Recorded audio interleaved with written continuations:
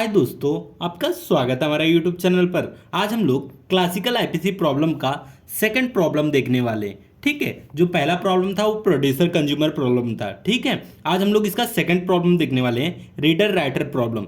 तो reader writer problem क्या होता है, आज हम लोग इसको कंप्लीट डिटेल वीडियो देखने वाले हैं। ठीक है, तो पहला पॉइंट है a database that is shared between one or more than one process at a time. ठीक है, तो पहले हम लोग इसको समझ लेते हैं कि समझ लीजिए ये हमारे पास एक डेटाबेस है। ठीक है, ये हमारे पास डेटाबेस है। ठीक है, तो हमारे पास मल्टीपल प्रोसेस होते हैं जो डेटाबेस को एक्सेस करते हैं। मल्टीपल प्रोसेस समझ लीजिए मैं दो प्रोसेस ले रहा हूँ, और एक रहेगा रीडर, एक रहता है राइटर। ठीक है, दो प्रोसेस है रीडर और राइटर। ठीक है, तो रीडर और राइटर समझ लीजिए मल्टीपल रीडर हैं, R1 R2 R3 dot dot dot R1। ठीक है, मल्टीपल रीडर हैं और मल्टीपल राइटर हैं, W1 W2 W3। ठीक है, सो ऑन। तो मल्टीपल रीडर मल्टीपल राइटर, जो ये मल्टीपल रीडर मल्टीपल राइटर हैं वो दोनों समझ लीजिए मल्टीपल जो भी प्रोसेस हैं वो सब डेटाबेस को एक्सेस करते हैं। ठीक है, ये क्या करते हैं, एक्सेस करते हैं और कुछ चेंजेस करते हैं। ठीक है, तो यही रीडर राइटर प्रॉब्लम होता है। आगे हम लोग इसको डिटेल में जानने वाले। ठीक है, तो ये जो मल्टीपल रीडर रहता है मल्टीपल राइटर रहता है, ये क्या करता है, अगर समझ लीजिए मल्टीपल रीडर है तो डेटाबेस को समझ लीजिए एक टाइम पे एक ही रीडर है, ठीक है, एक्सेस कर रहे हैं। अगर R1 आया डेटाबेस को रीड किया, ठीक है, तो कोई प्रॉब्लम नहीं है। R2 आया रीड किया, कोई प्रॉब्लम नहीं है। W1 आया रीड किया, कोई प्रॉब्लम नहीं है। W2 आया रीड किया, कोई प्रॉब्लम नहीं है। ठीक है, अगर एक टाइम पे दो दो आएंगे तो क्या प्रॉब्लम होगा। अगर R1 R2 आएंगे डेटाबेस को रीड करेंगे तो जाहिर सी बात है रीड करने में कोई प्रॉब्लम थोड़ी ना होगा, डेटा को बस रीड कर रहा है, कोई चेंजेस थोड़ी ना कर रहा है। तो मतलब दो रीडर आएंगे तो प्रॉब्लम नहीं होगा, अगर तीन लाएंगे तो भी कोई प्रॉब्लम नहीं है। क्यों नहीं प्रॉब्लम है, क्योंकि हम लोग जैसे कि कोई भी डेटा को रीड कर रहे हैं ना, कोई चेंजेस नहीं कर रहे, इसलिए कोई प्रॉब्लम नहीं हो रहा है।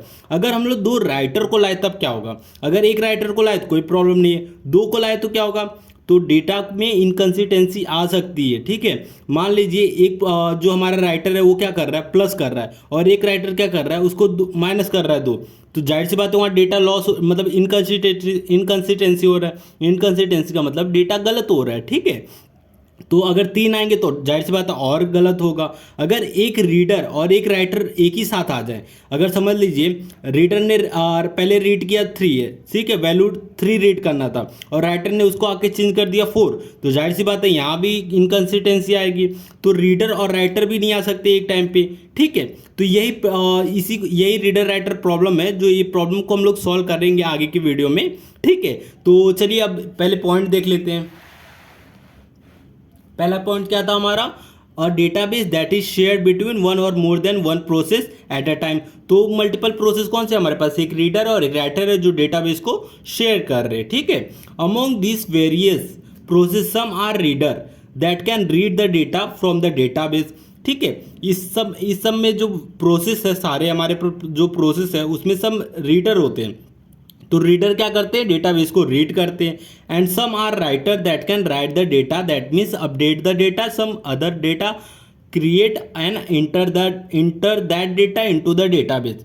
और जो राइटर होते हैं वो क्या करते हैं, राइट करते हैं डेटा को, मतलब जैसे कि कोई डेटा है उसको अपडेट करना है तो अपडेट करेंगे, और कुछ और डेटा उसमें मतलब क्रिएट करके इंटर करना है तो वो भी डेटाबेस में इंटर कर देंगे। तो ये सारे काम राइटर करते हैं, और रीडर राइटर आप समझ गए होंगे क्या होता है। ठीक है, तो ये केसेस भी देख लेते हैं, डिफरेंट केसेस होते हैं। अगर राइटर आया, ठीक है, एक राइटर है एक रीडर है तो कोई प्रॉब्लम नहीं, एक राइटर आएगा एक रीडर मतलब एक राइटर आएगा डेटाबेस में, राइट करेगा फिर निकल जाएगा, एक रीडर आएगा राइट करेगा तो कोई प्रॉब्लम नहीं। अगर एक टाइम पे दो दो प्रोसेस आए, प्रोसेस 1 प्रोसेस 2, तो उस टाइम पे क्या होगा, अगर राइटर आया और रीडर आया तो क्या होगा, अलाउ करेंगे, नॉट अलाउ करेंगे। ठीक है, क्यों नॉट अलाउ करेंगे, क्योंकि यहाँ इनकन्सिस्टेंसी आ सकती है। ठीक है, अगर रीड किया है कोई डेटा और राइट किया एक डेटा तो भी इनकन्सिस्टेंसी आ सकती है, क्योंकि अभी मैंने समझाया है कि एक टाइम पे अगर रीड करेगा कोई, एक राइट करेगा तो इनकन्सिस्टेंसी आता है। ठीक है, राइट रीड तो भी इनकन्सिस्टेंसी आएगा। अगर डेटा को कोई दो प्रोसेस रीड कर रहे तो जाहिर सी बात है वहाँ कोई प्रॉब्लम नहीं होगा, तो हम लोग इसको अलाउ कर देंगे। ठीक है, तो ये चीज़ हमारे डिफरेंट केसेस थे। अब थोड़ा सा हम लोग एक प्रॉब्लम है वो देख लेते हैं, जिसको हम लोग फर्स्ट रीड राइट प्रॉब्लम कहते हैं। ठीक है, तो सबसे पहले वो देख लेते हैं, फर्स्ट रीड राइट प्रॉब्लम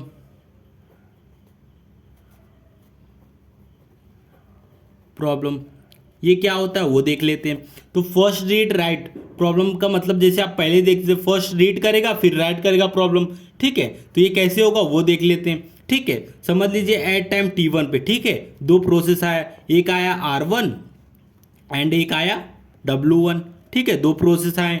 तो एनी1 क्या करेगा, डेटाबेस में जा सकते हैं, दोनों में से कोई भी डेटाबेस में जा सकते हैं। समझ लीजिए ये हमारा डेटाबेस है, ठीक है। तो R1 W1 दोनों में से कोई भी डेटाबेस में जा सकते हैं। तो एट टाइम T2 पे समझ लीजिए R1 डेटाबेस में चला गया, ठीक है। हम लोग R1 को डेटाबेस में इंटर कर देते हैं। तो W1 क्या करेगा, W1 वेट करेगा, ठीक है। अगर R1 जा रहा है तो W1 समझ लीजिए R1 चला गया, ठीक है। तो W1 क्या वेट कर रहा है, ठीक है। एट टाइम T3 पे R2 प्रोसेस आया, ठीक है।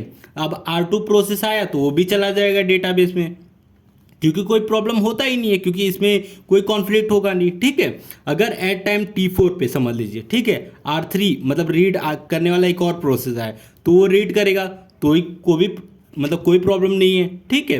तो लेकिन आप देख सकते हैं जो W1 आया वो वेट होते जा रहा है, रीड आके डेटाबेस में चला जा रहा है, लेकिन W1 जो है वो ऑटोमेटिक वेट कर रहा है। तो वेट कर रहा है तो इससे क्या होगा, स्टारवेशन होगा। स्टारवेशन का मतलब क्या होता है, अगला मतलब अदर जो प्रोसेस होते हैं वो वेट करते हैं, वेट करने को ही हम लोग स्टारवेशन बोलते हैं, ठीक है। जब कोई प्रोसेस वेट कर रहा है लंबे समय तक उसको स्टारवेशन बोलते हैं। तो ठीक है, तो जो यहाँ स्टारवेशन जनरेट हो रहा है, ठीक है, स्टारवेशन टू राइट भी बोल सकते हैं। राइट क्या परफॉर्म कर रहा है, स्टारवेशन परफॉर्म कर रहा है, स्टारवेशन मतलब वेट करना, ठीक है। तो अब हमारा दूसरा केस देख लेते हैं, ठीक है। समझ लीजिए एट टाइम T1 पे R1 सेम यही चीज W1 दो प्रोसेस आए, रीड और राइट, ठीक है। एनी1 जा सकते हैं दोनों में से, ठीक है। अब हमारा डेटाबेस बना लेते हैं, ये हमारा डेटाबेस है, ठीक है। एट टाइम T2 पे समझ लीजिए राइट जो परफॉर्म ये जो राइट ऑपरेशन है वो क्या हुआ, वो सक्सेसफुली हो गया, ठीक है, वो डेटाबेस में चला गया W1, ठीक है। तो इस पे केस में जो हमारा रीड वन रहेगा वो क्या करेगा, वेट करेगा, ठीक है। फिर एट टाइम T3 पे समझ लीजिए W2 प्रोसेस आया तो वो भी वेट करेगा, क्योंकि वेट मतलब एक प्रोसेस एक टाइम पे एक ही जा सकता है, रीड मल्टीपल जा सकते हैं लेकिन राइट मल्टीपल नहीं जा सकता, अगर जाएगा तो इनकन्सिस्टेंसी होगी, ठीक है। एट टाइम T4 पे W3 प्रोसेस आया तो ये भी वेट करेगा, ठीक है। तो ये जो प्रॉब्लम है, जो स्टारवेशन दूर हो रहा है, ठीक है, स्टारवेशन आ रहा है, तो ये प्रॉब्लम को हम लोग फर्स्ट रीड राइट प्रॉब्लम बोलते हैं, ठीक है।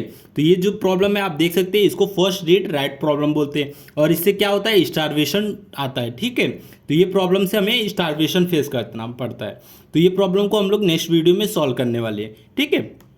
तो वीडियो अच्छा लगा तो प्लीज़ वीडियो को लाइक और हमारे चैनल को सब्सक्राइब करें।